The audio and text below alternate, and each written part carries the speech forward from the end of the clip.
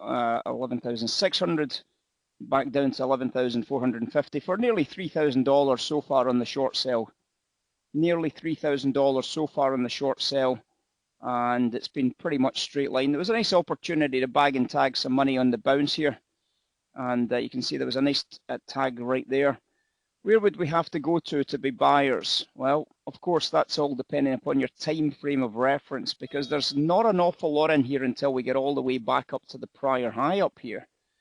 So if you were wanting to be more aggressive, you'd probably have to look at this little distribution here and say to yourself, well, we would really have to have went above 11,541 to turn it into a bull trade. And obviously it never went anywhere near that, so we carried on going sell side. So at the moment, this is where our structure is. It's sell side only. We're now trading 11,450 from 11,600. We've now done our $3,000 sell side profits.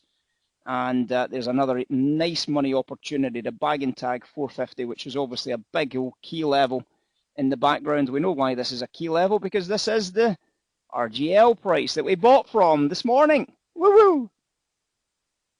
When I say this morning, I'm talking about last night's this morning, yeah? So, great trade, lovely target price, and I don't see why we should be closing this just yet. It still looks as if it's got some more to go. And as I said in the earlier introduction, of course, we start expecting them to start pricing in this 75 basis point Fed move, which is obviously something that we, as bond traders, have taken full advantage of when myself and Reeve were selling into that sell on bonds. And guess what? Still going, guys, still going. The curve did catch a bid. We closed out our positions here, and it did stall, started to roll back down again, and you'd have been thinking to yourself, here we go, concession phases. Because we've only got till tomorrow for the Fed anyway, don't we? So that it's a little bit different order. The Fed is in front of the auctions this week. So you've got to remember that there's a little bit of a difference in the way that the auction process goes. And if we're looking at fair value in this, where does that line tell us fair value is? Well, if we're pricing the line at that stage, it tells us that fair value should be below 121s at this stage. We're trading 122s here. Now, obviously, we're not trading 122s when it broke there, but we were still trading on the pullback. We were trading 122s. Do you see it? On this pullback. So there's your sell opportunity. Does everybody see it? Is that your sell trade there? So the price wasn't a sell here. Nobody's saying that the price was a sell there. That's not the sell, because you didn't know it was going to turn back down again there at 1400 hours. What you did know is that following the news, your sell became an opportunity there at 122 evens, which means that you were out at 121.30 and you're back in at 122s. In other words, you got the full benefit of that continuation short. It's part and parcel of trading properly. You know, you didn't take it on this bounce because there was no value to take it on the bounce. You took it when it tested it back into the same area for the concession process. And you can see, obviously, that outcome. Now, what caused it, guys? What caused that? The ISM manufacturing PMIs came in above expectations. The JOLTS job openings came in significantly above expectations. Did I not mention that the news was incredibly important today, yes or no?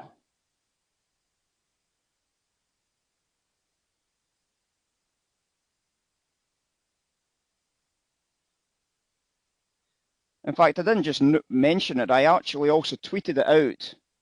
Remember, as we go through the US session that we're in just now, the FOMC tomorrow will come into focus with everyone watching the data. So strong prints today could act as top line headwinds. Did we say that, yes or no? Well, it's on print, isn't it? It's not exactly hidden from you. It's there for everybody to see it. It's there for everybody to look at it. It's there for everybody to action against. In other words, if we get a strong print, it's sell-side bonds, sell-side equities, yes? If we get a strong print, it's sell-side bonds, sell-side equities. Why? Not because of this Fed announcement, but because of the next Fed announcement. Because they're obviously going to illuminate us tomorrow with what it is they expect at the next one. Are they going to say that we're still talking about 75, or is it definitely 50? That's where we're really excited, right? So this print, if it's strong, provides us with top line headwinds. Well, that was at 20 past 12 this afternoon. We were talking about that. So obviously the data comes out at 2 o'clock. Are they strong prints, yes or no? Yes, they're very strong prints. So we've now got top line headwinds. Is that an opportunity to sell in there? Is that an opportunity to get short bonds and short equities on the data? What do you think? Is that an opportunity to get short bonds, short equities on data? Absolutely, right? So when you get that short sell coming in, obviously the data sent the equity sell side massively at that stage coming into the news release. It's a short sell, isn't it? We said it was probably going to go further, and it did go further. It did go further. Sell side only, is now on its way to making us $4,000 on the way back down after a $3,000 rally last night. That's a $7,000 round trip, guys. Simply by following the tweets, following the levels, following the structures. 7 grand.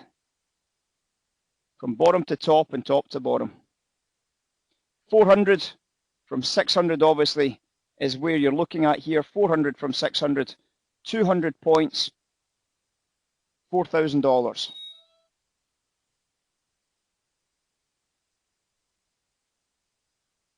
There it is, guys, 400.